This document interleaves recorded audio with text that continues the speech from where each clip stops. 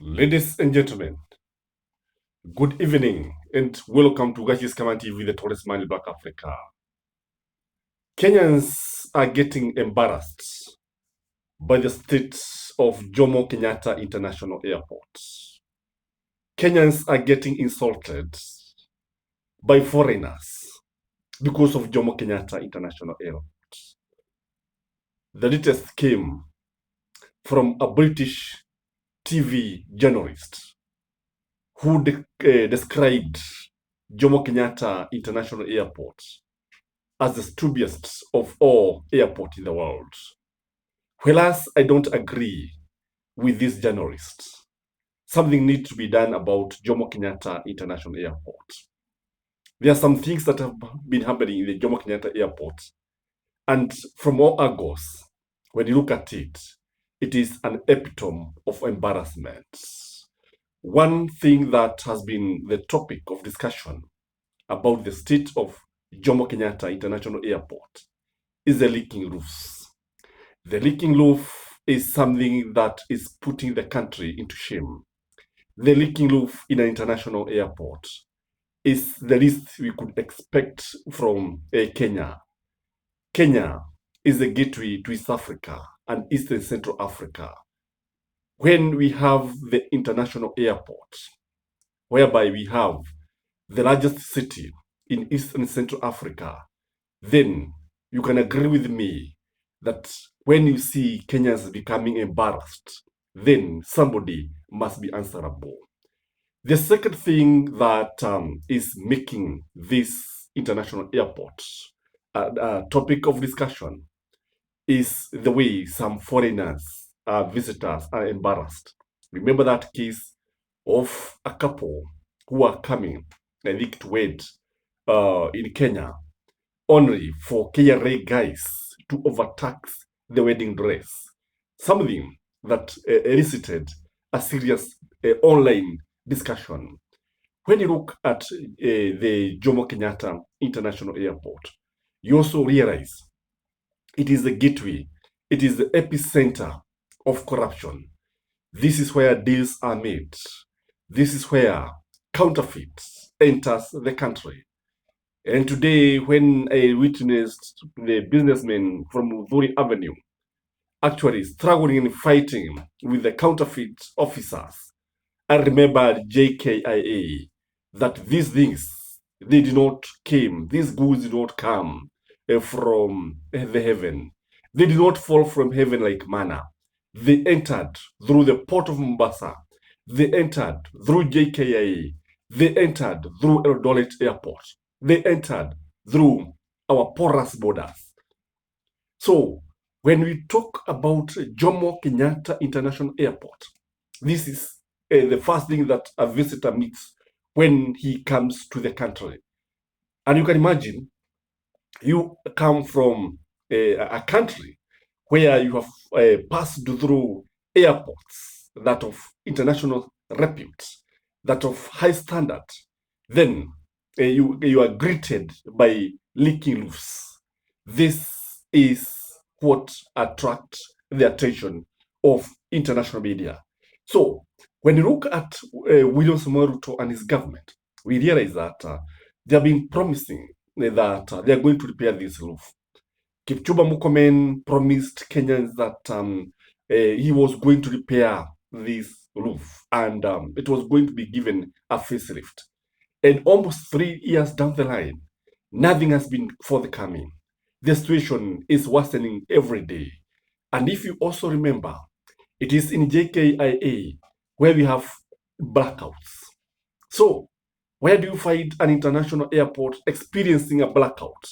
No backup generators. And that is why you see foreigners asking hard questions.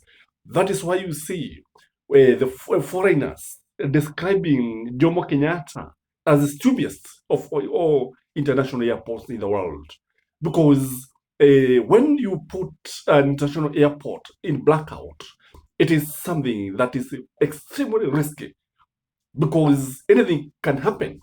And you see, some people even argue that some of these blackouts in the international airport are something that have been planned, they've been premeditated, such that some items, some counterfeit goods could now enter or say others could leave the country.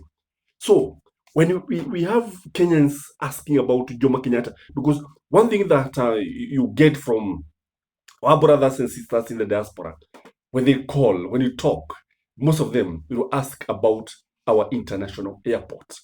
Many of them are very, very much concerned because even abroad, they are saying that they are getting embarrassed when they see our country being discussed in negative forms, when they see our country being portrayed as one that doesn't care about our visitors, one that does not care about international airports.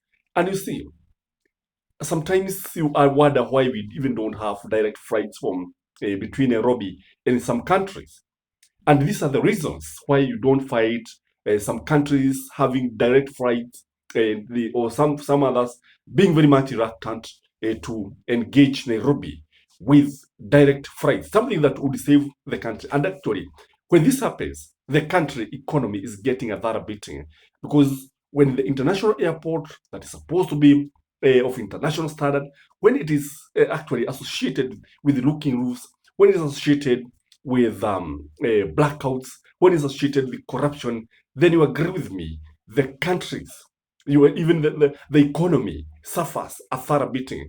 And even that idea now of attracting investors. No, investors would like to come in a country where the road network, where the mode of transport, where our international airports are up to standard, where they measure up to international standards. So in a way, we realize that this government ni kama nguruwe ambaye anajikaeka kwa mafuta yake mwenyewe. And then because of the incompetence of our CS transport and communication, Kipchumba Murkomen, because I remember even William Samoei Ruto saying that giving some conditions and telling the CS that I think within 1 year there's some things that he expected the CS to have achieved. But when you look at our CSs, you realize that some of these things, some of our CSs are actually an epitome of also embarrassment. Because you see, one, they are proving out to be very, very incompetent. Number two, very irresponsible. And number three, they don't care much. They don't care. They are just there to for PR, to talk. But when it comes to a service delivery, when it comes to achieving the objectives, when it comes to serving the people, that's where they draw the line. Hapo ndipo sasa mnashindwa kile ambacho wanafaa kuwafanyia wananchi. Na wananchi wapiga kura wana haki. They have all the rights to demand transparency, accountability, and efficiency from William Samoei Ruto's government. So, ladies and gentlemen, when you hear people from now other countries, because you see Kenyans have talked. Remember Larry Madowo talking about it, and nobody cared. And they started blaming Larry because of exposing. And some of them were saying that he's not patriotic enough. No, he's patriotic. Because you see, it doesn't it doesn't require rocket science for anybody to see. But now the problem is that some of our readers don't want to see these mistakes being pointed out.